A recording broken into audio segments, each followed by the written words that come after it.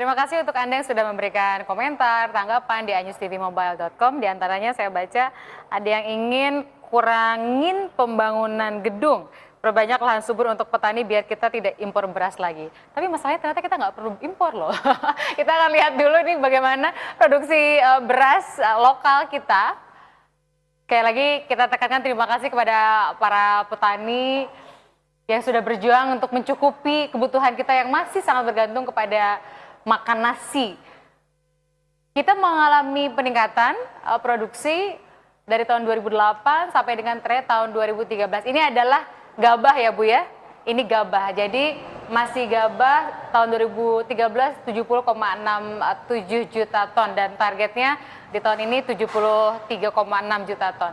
Ibu, buat publik yang nggak paham, gimana membedakan angka produksi antara gabah dan beras dan bedanya berapa persen? Dikurangnya harus berapa persen dari gabah ke beras? Ya, konversinya mungkin sekitar 60% ya dari gabah. Jadi kalau 70 juta ton itu berarti kira-kira 40 juta ton beras? Ya, kurang lebih. Cukup dong Bu, kebutuhan kita 27 juta ton. Cukup Pak Bus, berarti kalau impor itu kenapa kita mesti impor Pak Bus? Menurut Pak Bus ya? Kalau datanya benar, tidak perlu impor. Kalau datanya benar, tidak perlu impor. Yang masalahnya datanya mungkin tidak benar, overestimate.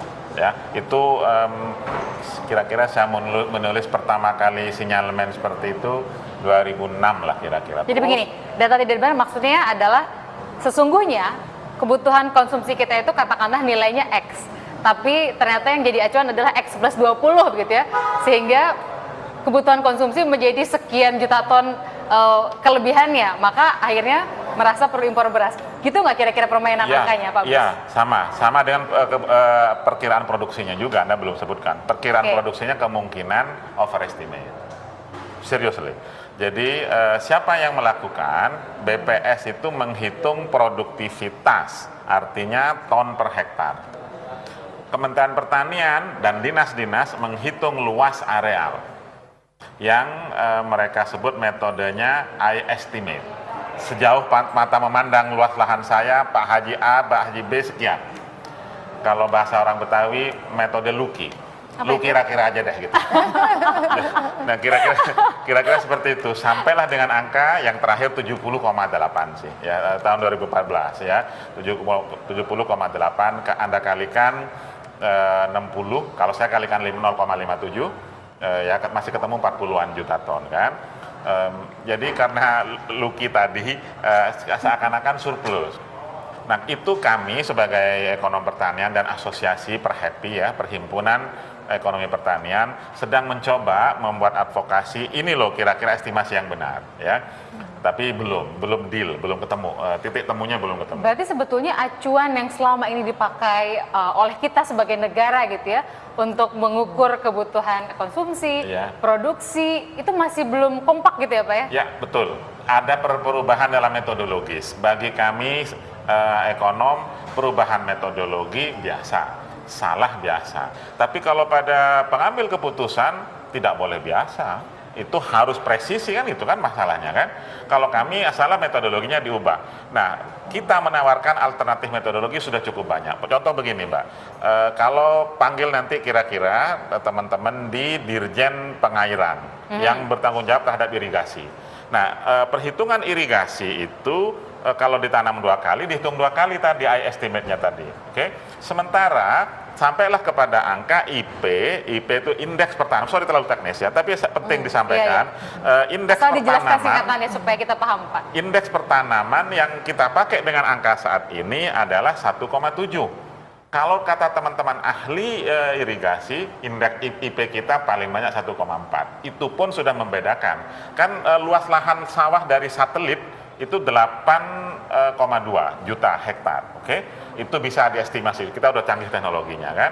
Nah, mengapa bisa jadi 13 atau 14 juta di laporan? Karena kalau ditanam 2 kali, dihitung 2 kali. You got it kan? Makanya ada kemungkinan tadi saya katakan Jadi begini, jadi lahannya katakanlah hanya X, tapi karena kemampuan panennya 2 kali, maka dikali 2 ya, gitu. Seluruh Indonesia 1,7. Menurut saya ketinggian. Mana mungkin di Sumatera padi tanam sekali kan, Kalau di Jawa bahkan sampai 3 kali sih, oke, Panennya. kita paham kan. Tapi average seluruh nasional ini kata teman-teman ahli hidrologi tidak lebih dari 1,4 juta hektar. No, 1,4% indeksnya, indeksnya. indeksnya. Kali 8,2 tidak sampai dong, tidak sampai. Ini kacau sebesar itu. negara kita soal data-data ini ya. Ya, Dari urusan ini- pemilu, urusan aduh. Itu awal mulanya dari sana.